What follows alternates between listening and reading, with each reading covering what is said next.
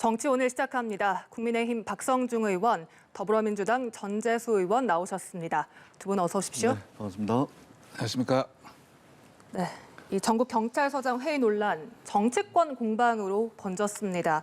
오늘 대정부 질문에서도 이 전국 경찰서장 회의가 화두였는데요. 먼저 이 이상민 행안부 장관의 발언, 이 12.12 쿠데타에 준한다 이 발언 이후에 공방이 더 격화된 듯도 합니다. 먼저 이 발언 어떻게 들으셨습니까? 경찰은 그 무기를 휴대할 수 있습니다. 그리고 그 무기를 집행할 수 있습니다. 그리고 전체 대한민국의 치안을 담당하는 그런 기관입니다. 기관입니다. 그런 분들이 이런 어떤 경찰청장의 어떤 금지 명령, 해산 명령을 위반해서 정면으로 국기를 흔드는 굉장히 중요한 행위다. 이렇게 저희들은 보고 있고요. 그와 아울러서 저희들이 하나의 12.12 쿠데타다 뭐 이렇게 이제 그 형식을 이야기한 것은 지난번 하나에도 몇몇의 육사 출신들이 중심이 돼서 12.12 쿠데타를 일으킨 사건입니다. 이번 사건도 특정 대학, 경찰 중에 특정 대학 출신들이 전체적으로 이렇게 위배해서 위수 지역도 자기 경찰서장도 자기 지역이 있거든요. 그 지역을 벗어나서 이 하는 것은 그와 그의 성격이 유사하다 이런 차원에서 강하게 이제 이런 쪽으로 비판을 했던 것이고요. 저희들이 이제 하나 더 걱정하는 것은 이렇습니다. 예전에는 경찰이 그 청와대 치안비서관 민정수석이 지도를 했습니다. 청와대에서 지도 감독을 받을 때는 그러면 독립이고 지금 법에 의해서 정부조직법이나 경찰청 법에 의해서 지금 행안부 장관이 지휘감독을 하게 돼 있고 인사재청권도 하게 돼 있는데 이런 경우에는 독립이 아니냐? 이건 말이 되지 않는다. 세계 어느 나라 경찰도 독립적으로 경찰의 행사하는 나라는 없습니다. 다 지도감독을 받게 돼 있습니다. 그런 차원에서 저희들은 이번 이 하는 것이 명분이 없다 이렇게 주장하고 있는 것이죠. 네, 이번 사안을 두고 여야의 시각이 너무나도 다릅니다. 여당은 이 배부른 밥투정이다. 야당은 경찰 장악 시도다. 이렇게 바라보고 있거든요. 네. 그러니까 이제 집권 여당 입장에서 굉장히 거친 발언들이 나오고 있습니다. 일단은 행안부 장관이라는 분이 이게 경찰 공무원들을 향해서 어떤 자신들의 조직과 관련된 어떤 중대한 문제에 대해서 의견을 제시를 하기 위해서 의견을 모으는 과정을 쿠데타로 표현을 합니다.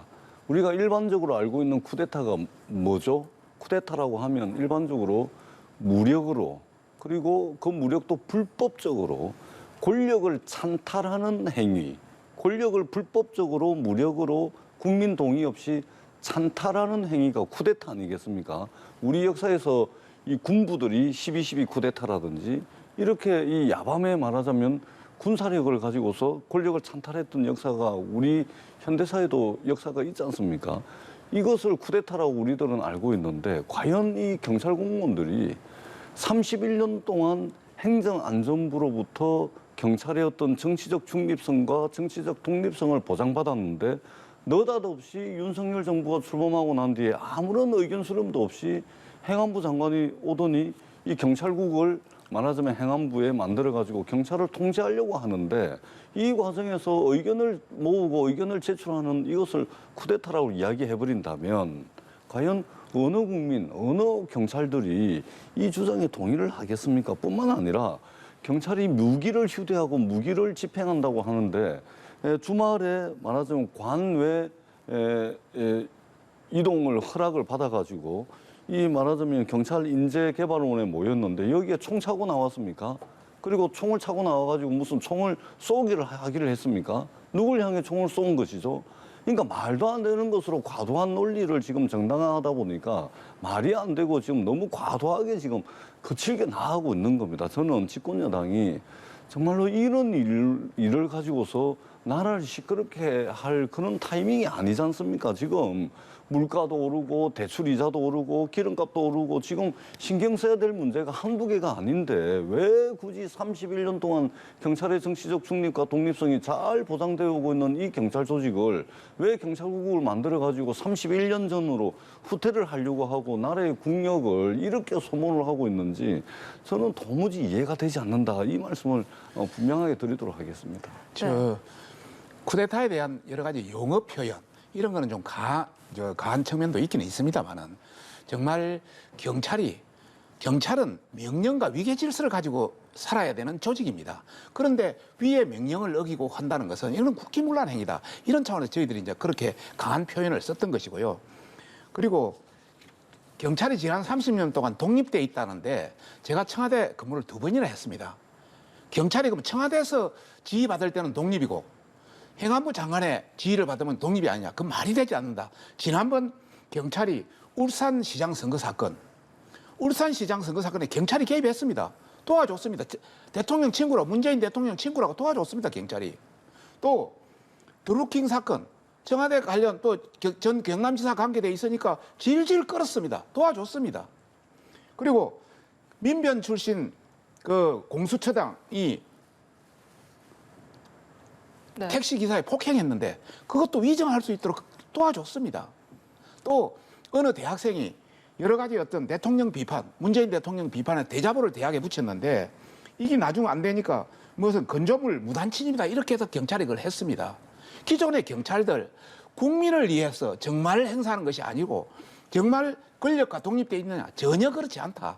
그런 차원에서 무슨 문제가 있다면 정상적인 방법을 통해서 어떤 자기 의견을 개진하든지 해야지 이렇게 불법으로 또 해산명령을 내렸는데도 한다는 것은 이것은 바람직한 방법이 아니다. 또 이 모든 것은 우리 국민의 세금으로 경찰 봉급 주지 않습니까? 국민의 세금으로 받은 그런 분들이 이렇게 하는 것은 아니다. 이런 차원에서 배부른 밥투정이다. 이런 표현까지 좀 강한 표현까지 했던 것이죠.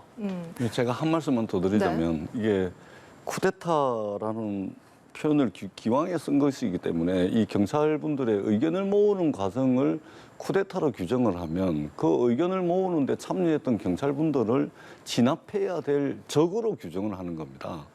그렇지 않습니까? 불법적으로 쿠데타를 한다 그러면 쿠데타 세력은 말하자면 진압해야 될 적인 것이죠. 이 경찰 공무원들 적으로 몰고 있는 겁니다. 뿐만 아니라 이걸 행안부 장관이 쿠데타라 그러고 그다음에 집권 여당의 원내대표이면서 당대표 직무대행을 맡고 계신 권성동 대표께서는 이분들을 향해서 밥투정을 한다 그럽니다. 아니 이 경찰 공무원들이 3살짜리 어린 애들입니까? 밥투정하게. 그러니까 비유를 하더라도 집권 여당의 원내대표면서 당대표 직무대행이에요. 밥투정하는 3살짜리로 이 경찰 말하자면 총경인데 총경은 경찰 조직의 꽃입니다. 꽃. 예? 일선 서장들이 이제 총경들인데 이분들을 향해서 3살짜리 어린애들 밥투정하는 것으로 비유를 해가지고 이게 집권 여당이 너무 거칠어요. 그런 표현까지 써가면서 할 필요는 없지 않습니까? 그리고 조금 더 이게 포용력이 있어야 됩니다. 그 의견들 모아서 그럼 가져와 봐라. 그러면 31년 동안 이 경찰의 정치적 중립성과 독립성을 보장받기 위해서 31년의 역사가 있는데 그러면 당신들의 의견이 어떻는지 한번 들어보는 과정도 좀 거치고 이렇게 가면 될 것을 뭐 그렇게 급합니까? 그렇기 때문에 저는 일선 경찰들의 반발이 앞으로 더 거세질 거고 집권 여당이 제발 이런 문제 말고 민생 문제, 경제 문제, 먹고 사는 문제, 물가 문제 이런 부분에 좀 당정의 역량을 전부 다 좀 집결을 해가지고 당면한 경제 위기를 극복하는데 집권 여당의 실력과 능력을 보여주십사 하는 각별한 당부의 말씀을 드리도록 하겠습니다. 저희들도 그렇고 싶습니다. 좀 민생 문제 하도록 우리 야당도 좀 도와주셨으면 하는 바람입니다. 네, 사실 아니 저희가 뭐 하는 게 저희들 열심히 돕겠습니다. 그런데 왜 가만히 있는 경찰 조직을 이 난리를 만들어 가지고 이렇게 합니까? 비정상을 정상화시킨다. 예를 들어서 프랑스라든지 독일 대륙법 국가 계통들은 거의 내무성 산하에 경찰들이 다 이렇게 지도 감독 받습니다. 예를 들어서 지금 검찰 준사법적 기능이 더 강하고 독립성이 더 강한 검찰청도 대법원 검찰국이 규제합니다. 국세청도 기재에서 하죠. 경찰청도 그런 차원에서 행안부에서의 어느 부서라. 청와대가 지금 예전 같으면 우리 문재인 정부 같으면은 그 민정수석이라든지 치안비서관이 그것을 통제를 했잖아요. 이번에 윤석열 정부는 그거 다 폐지해버리지 않습니까?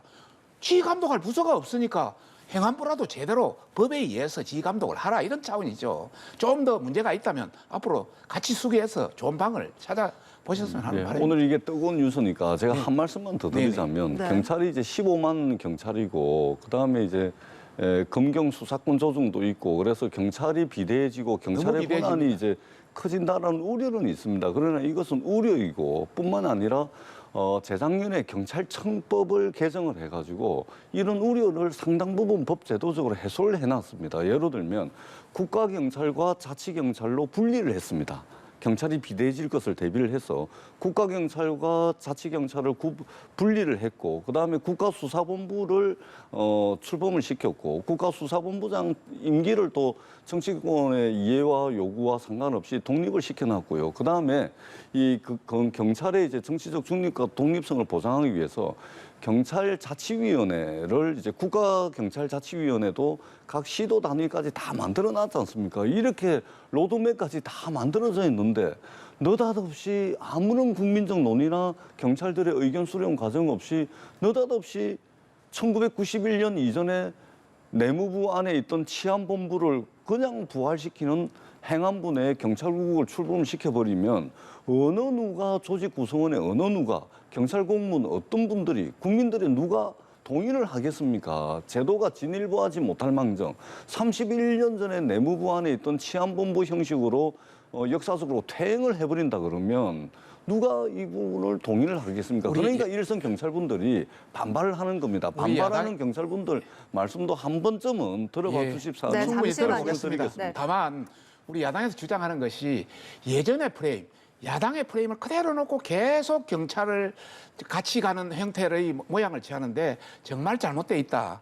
지금 행안부가 모든 경찰을 지휘감독, 모든 권한을 지휘감독하는 것도 아니고 인사재청에 대한 부분, 예를 들어서 뭐 정보라든지 수사라든지 이런 것들 관여할 수도 없습니다. 그런 차원에서 좀 더 세계적으로 여러 경찰의 기능이라든지 이런 것, 독립의 어떤 기능 이런 걸 보면서 좀 더 발전된 방안으로 같이 가자. 저희들도 그렇게 주장하고 싶습니다. 네, 두 분의 말씀을 들어보니까 경찰의 비대해진 권한에 대한 견제 장치는 필요하다. 필요합니다. 다만 그 방식에 있어서 그리고 예.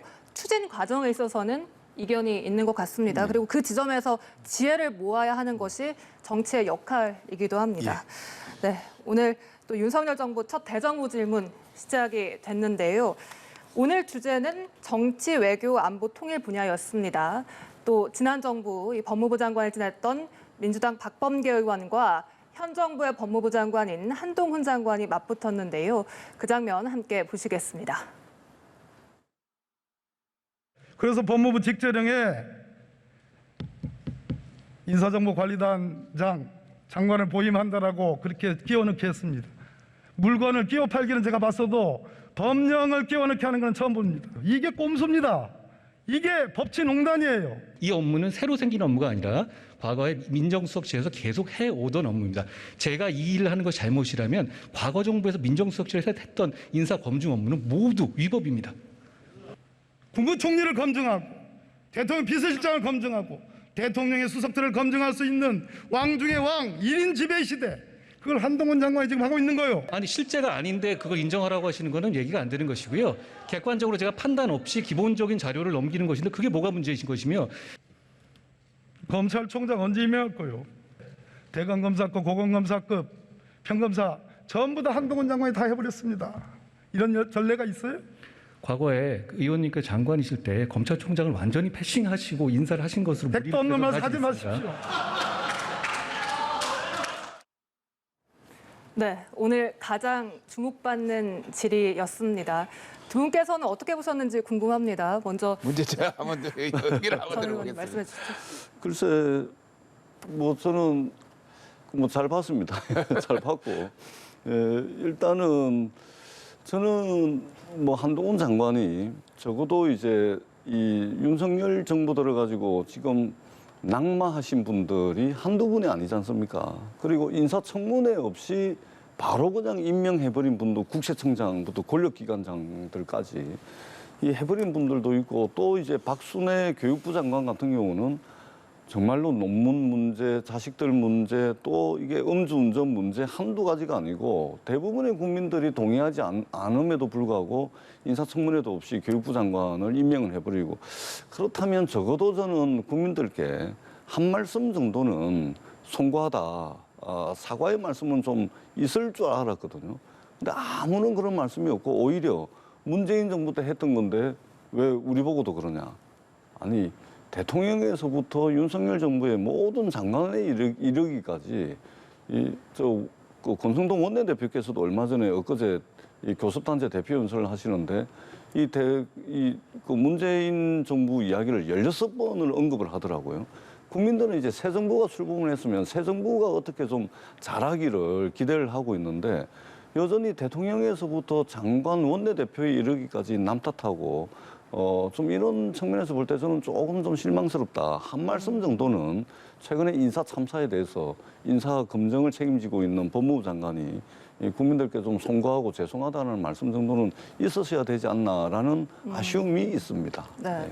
두 사람의 설전이 좀 실망스러웠다. 이런 평가를 해주셨고요. 박 의원님. 예, 박범계 의원하고 한동훈 장관 그 설전에서 제가 그 현장에서 있었거든요. 네. 저희들도 웃음이 확 터졌는데 전반적으로 매선 공격을 하려고 많이 준비를 해왔는데 결정적인 한 방은 없었다. 이렇게 볼 수 있을 거예요. 오면서 제가 여러 가지 어떤 기사들, 네티즌의 어떤 종평을 안 봤습니다. 그 보니까 이렇게 돼 있더라고요. 박범계 의원 공부 좀 해라. 알맹이가 없다. 뭐 이런 내용. 그다음에 번개 완패, 한동훈 완성. 또 세 번째는 화내는 놈이 범인이다. 뭐 이런 쪽. 박범계가 한동훈을 띄워주고 있다. 뭐 이런 쪽으로 이야기가 많이 나오더라고요. 그래서 전반적으로 봐서는 한동훈의 완성 아닌가. 뭐 이런 생각이 들고요. 여하튼 뭐 그런 걸 떠나서 저희들이 뭐 인사라든지 이런 관련해서 좀 더 잘할 수 있도록 국민의 목소리 또 야당의 목소리 담아서 최선을 다해 나가겠습니다. 네. 사실 국회가 개원하자마자 이 경찰국 신설을 둘러싸고 논란이 일면서 이 논란이 전국을 삼키는 모양새고 오늘 대정부 질문에서도 북송 논란 그리고 이 경찰국 신설 논란이 거의 주를 이루면서 진짜 민생은 어디로 갔는가 이런 질문이 나옵니다. 그렇습니다. 예, 그러니까 지금 이제 저희 민주당은 사실은 어떻게 보면은 이 지금 나오고 있는 뉴스와 관련해 가지고 한 일이 없습니다. 전혀 없죠. 예를 들면은 서해 공무원 피살 사건을 민주당이 제기한 것도 아니고 그다음에 16명을 엽기적으로 살인하고 강제로 북송시켰던 이 두 사람 강제 북송 이것도 민주당이 제기했던 문제가 아니죠.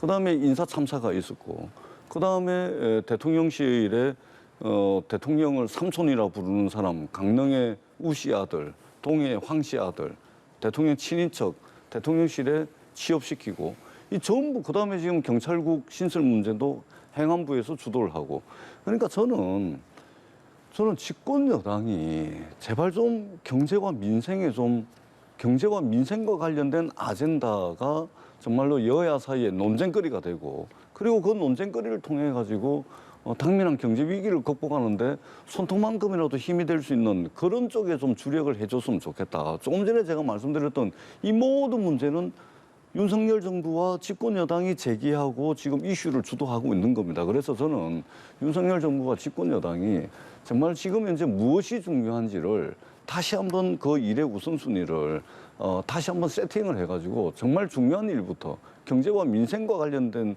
이 일부터 좀 국회에서 그리고 정부에서 처리가 될 수 있도록 아젠다 세팅을 처음부터 다시 해야 된다. 이 말씀을 꼭 드리고 싶습니다. 네. 박 의원님께도 짧게 한마디 듣고 예, 좋은 충고 마무리하겠습니다. 감사드리고요. 문재인 정부도 한 2년 동안 적폐청산했습니다. 저희들은 그렇게 오래 가지는 않을 겁니다. 끈끈이 그에 문제가 있는 부분만 하겠지만 저희들도 고물가라든지 또 인프레의 관계라든지 세계가 자원 전쟁이라든지 또 세계가 기술 전쟁이라든지 먹고 사는 문제에 세계가 굉장히 고민하고 있거든요. 저희들도 그게 최선을 다해서 여러 가지 부동산 문제라든지 세금 문제까지도 다 하고 있는데 실제 미래에서 관심을 받는 것은 싸우는 것에 더 관심을 받고 있어요. 그런 차원에서 저희들도 반성하고 하여튼 최선을 다해서 민생에 집중하도록 하겠습니다. 야당도 많이 좀 도와주십시오. 네. 앞으로 남은 이틀의 대정부 질문 좀 민생에 집중하는 여야의 네. 모습을 기대를 해보겠습니다. 지금까지 국민의힘 박성중 의원, 더불어민주당 전재수 의원과 이야기 나눠봤습니다. 오늘 말씀 고맙습니다. 네, 고맙습니다.